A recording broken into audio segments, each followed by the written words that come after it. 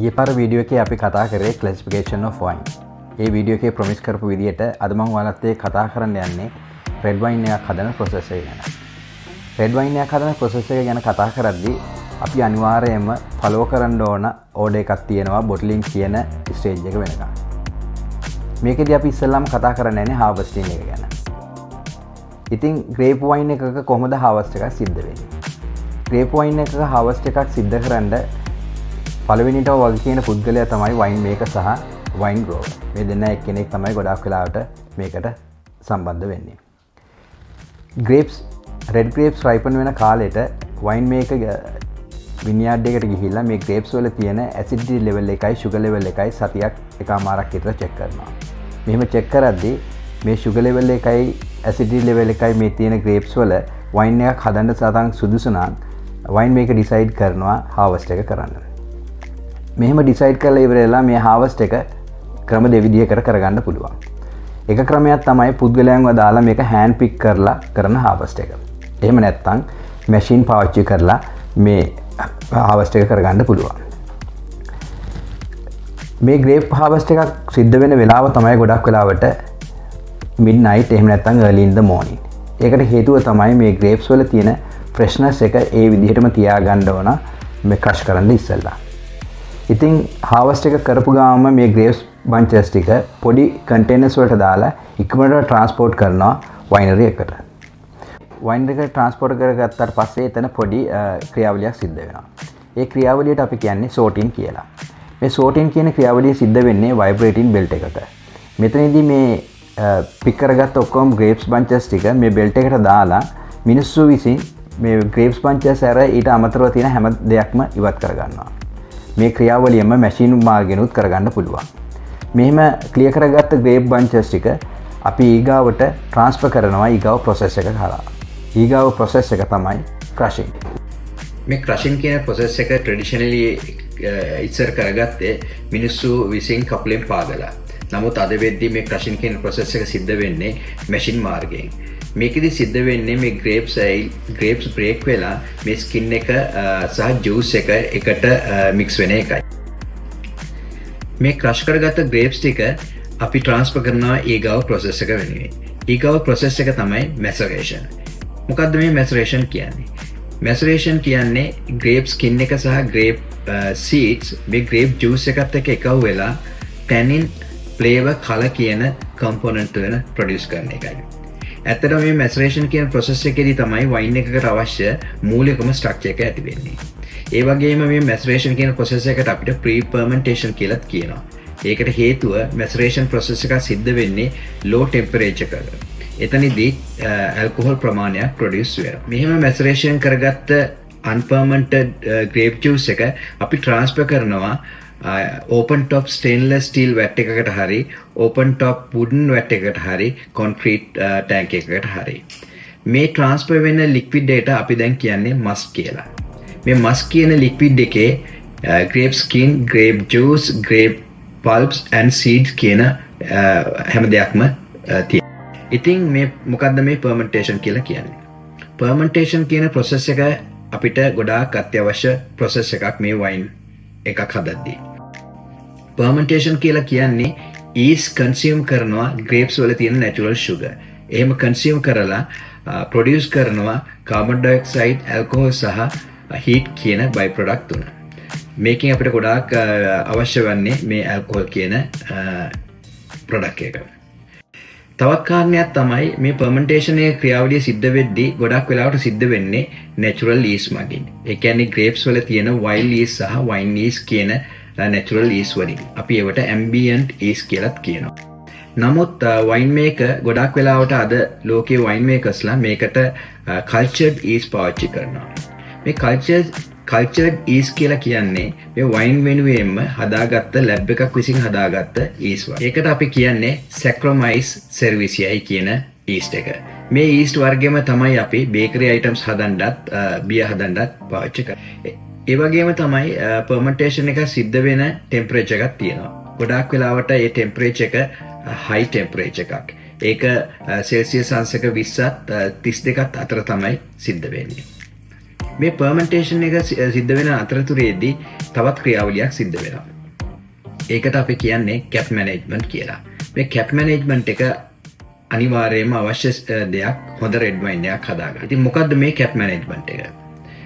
Alcohol පර්මන්ටේෂන් එක සිද්ධ වෙද්දී මේ කාබන් ඩයොක්සයිඩ් වල තියෙන එෆෙක්ට් එක නිසා මේ ලික්විඩ් එක පල්ලෙහාට තියෙනත් ග්‍රේප් ස්කින් එක සහ පල්ප් අනිත් දේවල් ඔක්කොම මේ වැට් එකේ උඩට මතුවෙනවා. ඒ මතුවෙච්චාම මේ ලික්විඩ් එක ඩ්‍රයි වෙන්න පටන් ගන්නවා. ඒ කියන්නේ මේ වයින් එක ඩ්‍රයි වෙන්න පටන් ගන්නවා. මේ ඩ්‍රයි වෙන්න පටන් ගන්න වයින් එක ඩ්‍රයි නොවෙන්න ක්‍රම තුනක් පාවිච්චි කරනවා. ඒ ක්‍රම තුනේ පළවෙනි ක්‍රමය තමයි පන්ච් ඩවුන් කියන ක්‍රමය. ඒක සිද්ධ වෙන්නේ වුඩන් වැට් එකට හරි ස්ටේන්ලස් ස්ටිල් වැට් එකට හරි උඩට ගිහිල්ලා මිනිස්සෙක් විසින් මේක පන්ච් ඩවුන් කරනවා මේ පෝල් එක පාවිච්චි කරලා. මේකෙදි ග්‍රේප් ස්කින් එක සහ ග්‍රේප් ජූස් එක ආයි මික්ස් වෙලා මේ ඩ්‍රයි වෙන ගතිය නැති වෙනවා. දෙවෙනි ක්‍රමය තමයි පම්පින් ඕවර් කියන ක්‍රමය. මේකෙදි සිද්ධ වෙන්නේ සම්පූර්ණම වයින් ඩ්‍රින්ක් එක ඩ්‍රේන් සම්පූර්ණම යටින් පම්ප් කරලා පම්ප් ඕවර් කරනවා. එතකොටත් දිගටම මේක මික්ස් වෙලා මේ ග්‍රේප් ස්කින් එක සහ ජූස් එක හොඳ තත්ත්වයේ තියෙනවා.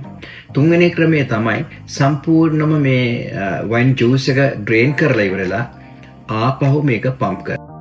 මේ පර්මන්ටේෂන් කියන ප්‍රොසෙස් එකෙන් පස්සේ ඊගාවට කතා කරන වැදගත්ම ප්‍රොසෙස් එක තමයි ප්‍රෙසින්.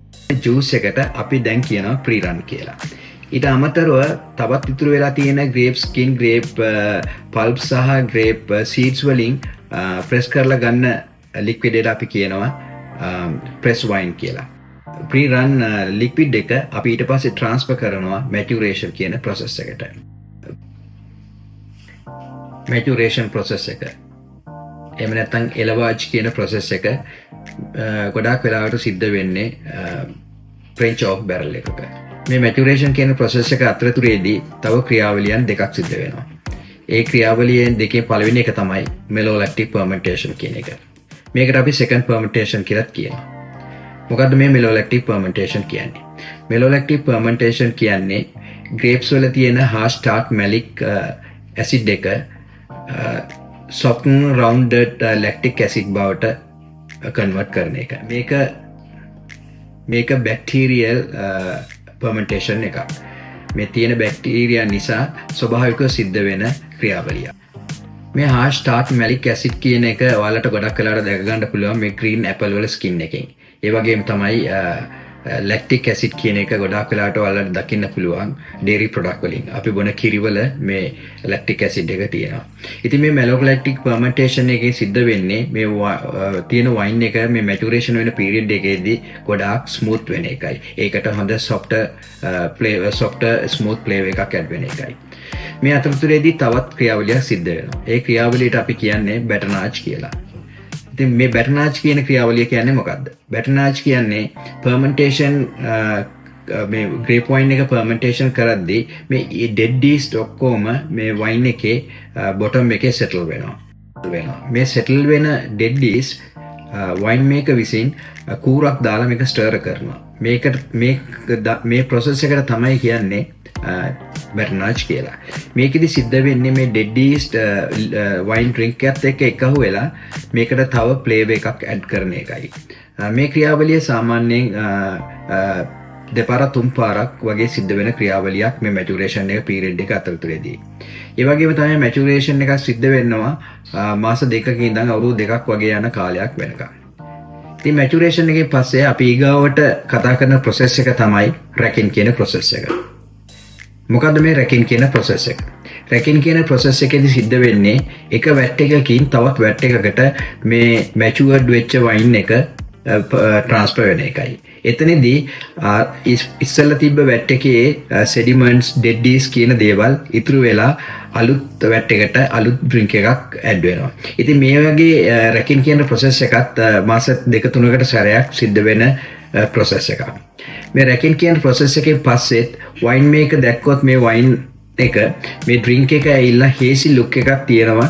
එයාට අවශ්‍ය විදිහේ කලර් එකක්, එයාට අවශ්‍ය විදිහේ ටෙක්ස්චර් එකක් නැහැ කියලා එයා ෆයිනින් කියන ඊගාව ප්‍රොසෙස් එකට පාවිච්චි කරනවා. මේ ෆයිනින් කියන ප්‍රොසෙස් එකේදී සිද්ධ වෙන්නේ මේ හේසි ලුක් එකක් තියෙන වයින් එක isinglass, egg white, bentonite, bentonite වගේ දේවල් පාවිච්චි කරලා මේ deadies ඔක්කොම ක්ලියර් කරගන්න එකයි. ඉතින් මෙහෙම ක්ලියර් කරගන්න ගන්න ඩ්‍රින්ක් එකක් තමයි අන්තිමට බොටලින් කියන process එකට transfer වෙන්නේ.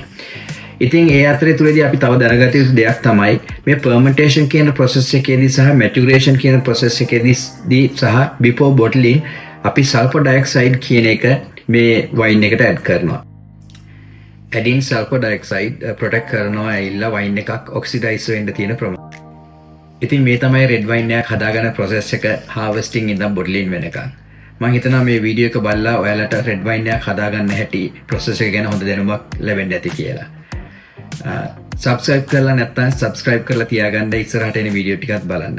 ඒ වගේම පල්ලෙහායින් කමෙන්ට් එකක් දාන්න මේ වීඩියෝ ගැන එක ඔයාලට මොකද හිතෙන්නේ කියලා. ඉතින් ගිහිල්ලා එන්නම් ඔයාලා හැමතෙම සුබ දවසක්.